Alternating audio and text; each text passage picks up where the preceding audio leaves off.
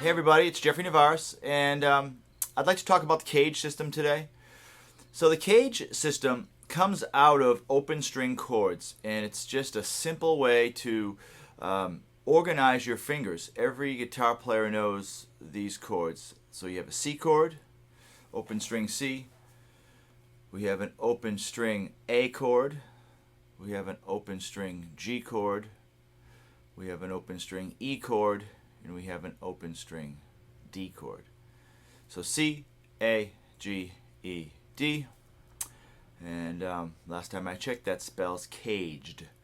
So that's the acronym for those open chords. And if you take those open chords out of the first position and bar in some instances, then you have a movable chord form. So we take the E chord, change the fingers, move it up a fret, and we bar it. Most people know that as a bar chord. Or root 6, right? So with this root 6 chord, there's a scale that's also associated with this chord form. If I'm playing blues or rock, I might use a minor pentatonic. Or a blues scale. Or perhaps a mixolydian.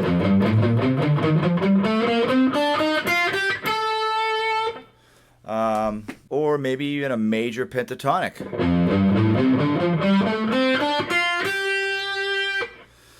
Any of those would be associated with this E chord form in my mind. That's how I relate things. So if I take this chord and bring it up to, say, A, all right,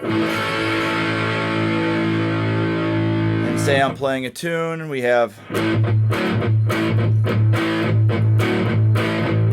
so this is an E form chord. Why do I call it E form? It comes from this shape, which came from this shape, and it's a root 6 chord. The root is being played with my first finger. So that's how I associate this.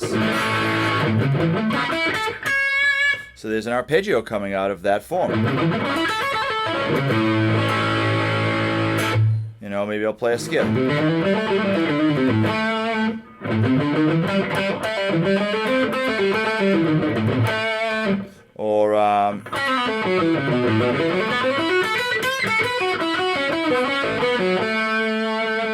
Or perhaps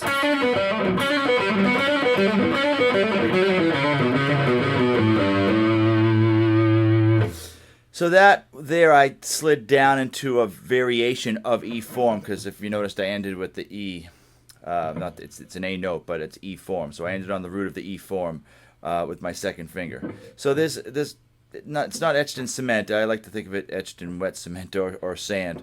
There's a few exceptions, but the point is my home base, my reference point is this chord. I'm thinking E form for my arpeggio, for my scale, and for my chord. If it's minor, it's still E form.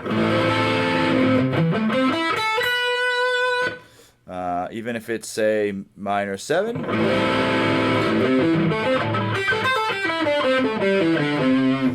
It's still E form. So E form's a generic term for a root 6 fingering with my first or second finger as the root. So I'm defining an area of activity. Pat Martino coined that phrase, I think. I love that concept. It's an area of activity. So I want to give Pat some credit for that. So I'm just going to play in this area in my E chord form. My E form chord is my home base. I am playing in the key of A. I'm playing over an A7 or an A major chord, depending on where this takes me, because I'm just going to wing it here. So we.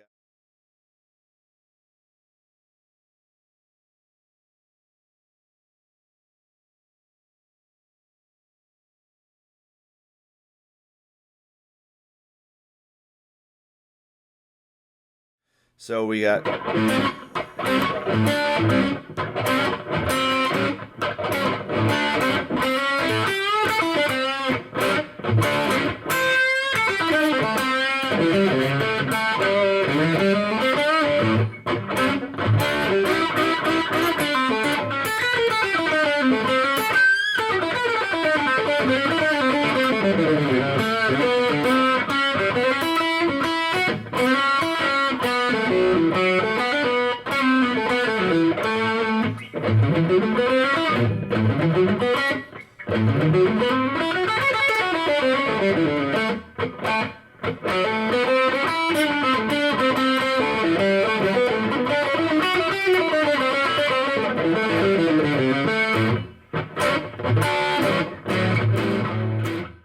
Everything was right there in that area of activity coming out of E form. I used blues scale. I think at the end I played a major pentatonic scale. So that's all centered around E form.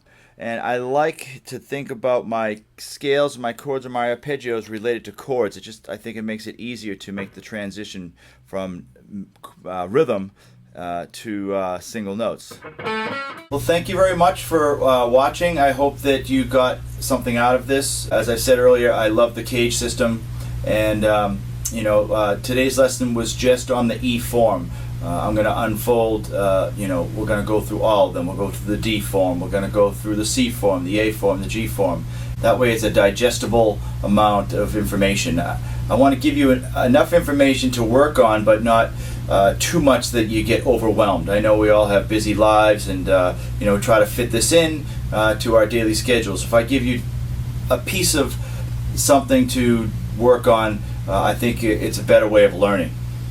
So hopefully you enjoyed the content. I would appreciate if you could please subscribe to my channel and like the video if you got something out of it. And also feel free to share my videos on any of your social media pages. This is a new channel for me, and I'm really trying to branch out and get some subscribers. So any sharing is greatly appreciated. So thank you very much, and we'll see you next time. Thank you.